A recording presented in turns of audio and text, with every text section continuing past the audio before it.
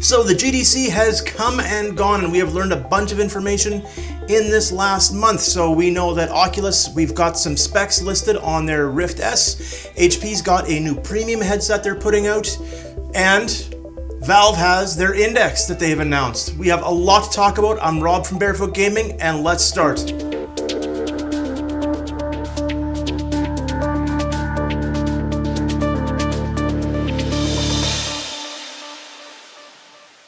So Nintendo has gotten back into VR.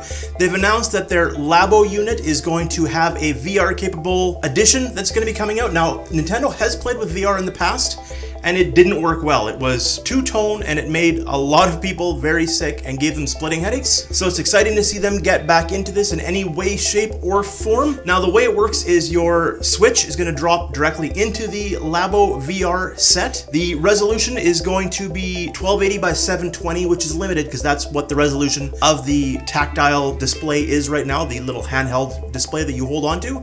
Now, that's pretty low because you have to divide that by two, right? One for each eye. And if you look at a Gear VR, for example, 2560 by 1440 is the average display. And again, divide that by two, but that's way higher than Nintendo. So Nintendo's kind of limping into VR a little bit, which is very opposite of what Sony is doing. Now, the PlayStation VR, I wrote down the numbers. I believe they have sold 100 bajillion units at this point. And because they are doing fantastic, there is a crap load of money that's being put into games for exclusives for them. Iron Man VR looks fantastic. They had a sizzle reel that showed off a bunch of their stuff.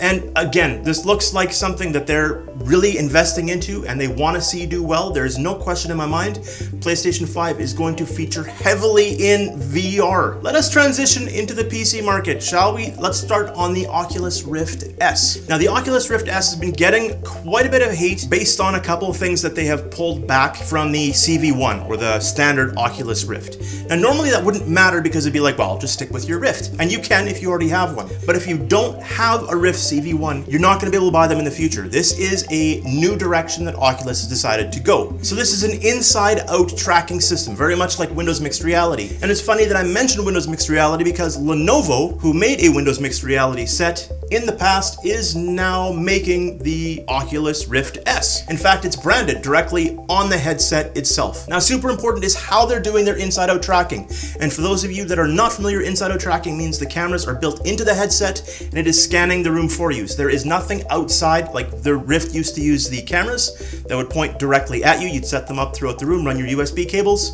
This will use your cameras and track all around you. So it does require more light, but usually that's not an issue. Now, this uses 5 cameras. They put one camera on the top, they've got 2 in the front, and they've got 2 kind of off to the side, so they're gonna be able to track peripheral, which is important. There are some games where that gets a little bit frustrating when you're playing something like In Death and you're pulling a bow back and you're holding your hand at the side of your head. With Windows Mixed Reality, that's been a bit of an issue in the past, and Rift has hopefully overcome that with the extra cameras. So the Rift S is sitting at a 1280 by 1440 resolution per eye. So the refresh has been dropped from 90 to 80, which they've been getting some hate for. They've also removed the IPD adjustment. And again, if you don't know what an IPD adjustment is, your interpupillary distance, or the space between the blacks in your eyes. In the past, the CV1 has had the ability to actually manually adjust it physically to move the lenses to where you need it to be. It doesn't work on the Rift S because it's not using 2 screens, it's using 1. So again, we're gonna have to see how that balances out in the real world. The price is gonna be $400 US, and they're aiming for a spring launch. Now, they're not being more specific than that at this time, but I'm sure more details will come out shortly. Other things to mention is there are no headphones included on this. Now, they've tried with the Oculus Go. They've got channels where the audio runs and it just kind of drops into your ears. So they're not headphones. If you've used the Oculus Go, you'll have an idea. Otherwise, it works not too shabby, but it doesn't isolate outside noise. So you hear it, and if people are standing close to you, they'll hear what you're doing as well. It is a bit of a step back as far as I'm concerned. I'm not crapping on the Rift S, but it really doesn't feel like a step up. It feels like a lateral step. They've changed some stuff, and it is what it is. As we get more information, we'll have a better idea of how well this is going to perform, but that is the Rift S. Let's move on. So let's talk about the Oculus Quest next. Now, the Oculus Quest is an untethered headset, meaning there is no cable running from your Quest to your PC. This is powered by a Qualcomm Snapdragon processor. So it's similar power-wise to what you'll find in a Galaxy S9. Resolution is 1600 by 1440 per eye. This offers 6 degrees of freedom. So unlike the Oculus Go or unlike the other portable options, you're actually going to be able to track inside out around your area, and it will track not just turning your head left and right, but it'll track forwards and backwards as well. So you'll have full freedom. And it's going to track the new Oculus controllers, and they are new. The layout is very similar to the Oculus Rift CV1 controllers. However, the strap or the tracking strap is built slightly different. Now again, as more people get their hands on this, we're going to have better information, but that's what we know so far. The price on this one is actually going to be the same as what they're going to be charging for the Rift S. However, it doesn't require a CPU, so I'll let you balance that out yourself. $400 US is going to be the asking price. As soon as you go to the Quest, because the processor is, it's not as powerful as what you're going to get on a PC. If you look at the price of a video card alone, you know you're not going to be able to run that on a mobile processor. They'll have to start porting them. However, Oculus is absolutely been out there and said they're going to be porting, they're going to be developing specially for this product. The audio on it is again like the Go or like the Rift S, so it's going to be channeled down the side straps and to your ear. There's nothing that actually goes over your ear on this unit either. Now that we've talked about Oculus, let's move on to the Vive Pro Eye. Now there is a lot of confusion as far as what the Vive Pro Eye does, and yes, it does eye tracking, which gets a lot of people excited. But it's really important to understand that this is not doing foveated rendering at this time. In case you're wondering what that is, super basic breakdown is our hopes in the future are it's only going to have to render where your eyes are pointing, which will reduce the CPU and video card overhead of a VR headset, which is part of the reason VR is as expensive as it is right now. However, the Vive Pro Eye is not currently doing that. It is tracking where your eyes are looking, but right now it's only being used for menus. So from a professional standpoint, it makes sense. You don't want to teach people how to use your Vive wands or your knuckles or whatever you're going to be using. You just want them to look at what you want them to select. And for somebody that doesn't have any VR experience, it makes sense. Maybe this is going to support foveated rendering in the future, I don't know, but right now they're not leaning that way at all. This is just being used to make menu navigation easier. Now the resolution on the Vive Pro Eye is 1440 by 1600, and again, that's resolution per eye. It has built-in headphones, exactly like the Vive Pro does right now, and this is available in the second quarter of 2019. I don't know what the price is going to be. They haven't said.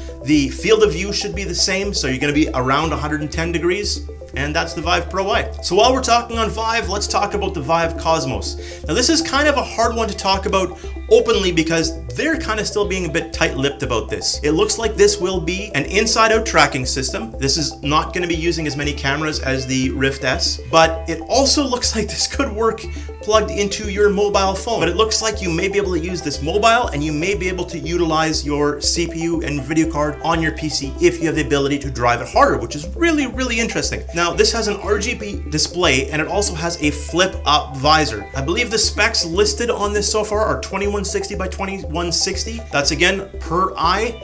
This is an RGB display. It has built-in headphones as well, and they have redesigned their controllers. So it's looking closer to like Rift CV1, or maybe even closer to like the Windows Mixed Reality style controllers. Next up, let's talk about HP. Now, HP has announced their Reverb, and this is not like their regular Windows Mixed Reality sets. Although it is kind of still a Windows Mixed Reality set because it uses inside-out tracking instead of outside-in with cameras and such. Now, $600 US is going to be the base unit price, $650 for the Pro. Near as I can tell, the only difference is the kind of support you're going to be paying for with the Pro. But we'll see. Now, there isn't a long time to wait and see. This thing is supposed to be coming out at the end of April. So we're almost there on this set as well. This one is a beast for resolution. So keep in mind, to run this, you are going to need some crazy horsepower in your computer. You are going to need a bigger video card. Your 1070, if that's what you're running, is not really going to cut it. This thing runs at 2160 by 2160, 90 hertz refresh rate, 6 degrees of freedom, 114 degrees field of view. So slightly over what the Vive and the Rift are currently running. HP is running built-in headphones, so these are ones that will sit over ear as well, or against your ear. Also, this is running an RGB stripe subpixels. Now, I'm not gonna get into how much of a difference that makes. They're trying to get away from screen door. Again, I can't stress enough that this is going to do a good job, I have no question. Although it's light on the cameras for doing the tracking, the image quality is gonna be really good on this. So last but not least, let's touch on the new Valve headset, the Valve Index. Now, there have been prototypes of this that were leaked last year, so a lot of our information on our specs are going to be coming directly from there. What is surprising is how fast we're either going to be getting it or getting more information. Valve is so tight-lipped about all of their stuff, and they don't usually do a massive unveiling. In the past, when they did their Link box, when they did their Steam controllers, all of a sudden, it was just on sale, and I would not put it past Valve to do the same here. Let's see. Back to the specs. First thing of note is the IPD adjustment. Now this feels like they are clearly sending a message that IPD adjustment is still very important to them. And I'm not gonna get into the details of IPD adjustment. If you wanna know, leave it in the comments. I'll either try to break it down, or enough people wanna know, I will do my best to explain. But there is a slider. Their first photo of the actual headset shows the manual IPD slider for the headset. So this is still going to use your lighthouses, or if you don't have lighthouses, I think you're going to need them. There are 2 cameras on this headset, but my guess, and again, this is just from my experience using VR headsets and from what they've done in the past, I think these are either going to be just for pass-through or for hand tracking or for added functionality as far as that goes. With 2 cameras, I really don't think they're going to do inside-out tracking. Just my 2 cents, take that for what you will. Now, based on last year's prototypes, this is gonna run 135-degree field of view. Now, if you're running a Rift, if you're running a Vive Pro, you're running around the 110-degree field of view right now. That's a substantial, 135 is a substantial bump up. It's not as big as a Pimax, but this is also going to be more a retail-ready product. Again, from everything we know from the leaks, it's looking like 1440 by 1600 pixels per eye, and the Knuckles. Now, clearly this is going to be the Knuckles announcement. A Knuckles release is finally imminent. If you don't know what the Knuckles are, to break it down super fast, they are controllers that are kind of a hybrid between the Rift CV1 and something that Valve has just done all on their own. So it has capacitive touch for all of your fingers.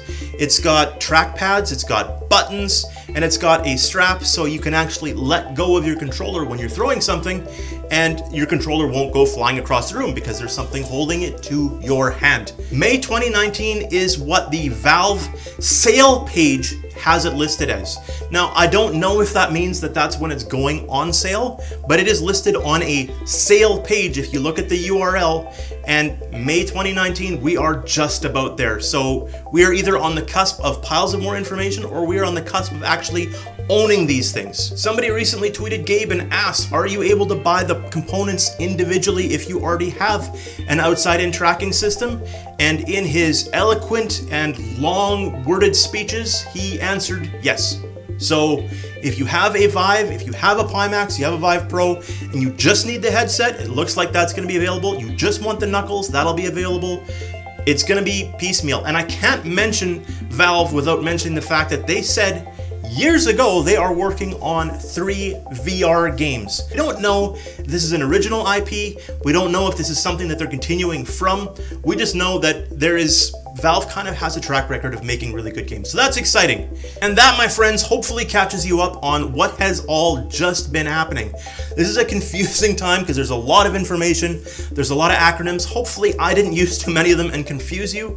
If you have questions, leave them below. I will do my best to answer. My viewers will also hopefully help answer them. Thank you guys so much for sharing our videos. You have no idea. This is what's creating growth for Barefoot Gaming. And honestly, from the bottom of my heart, thank you so much for that.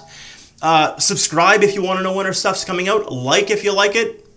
I'm out of here for now, and I'll talk to you again real soon. See ya.